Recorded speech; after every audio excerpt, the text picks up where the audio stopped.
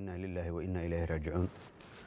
waxaan halkan tacsi tiiraanyo leh uga dirayaa eheladii ummadda Soomaaliyeed ee ay ka baxeen saraakiishii ciidamada ee ku shahiiday falkii argagixisada galabta ka dhacay magaalada Gaalkacyo.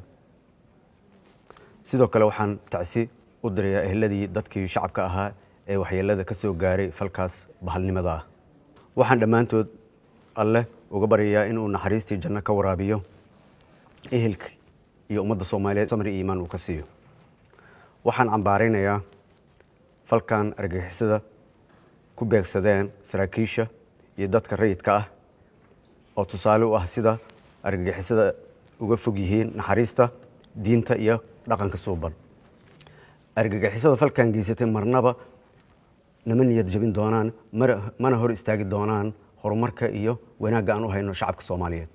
shacabka Soomaaliyeed waxaan ugu baaqayaa in ay iska kaashadaan iskuna duubnaadaan una midoobaan la dagaalanka cadawgan u diidan nabadda iyo horumarka.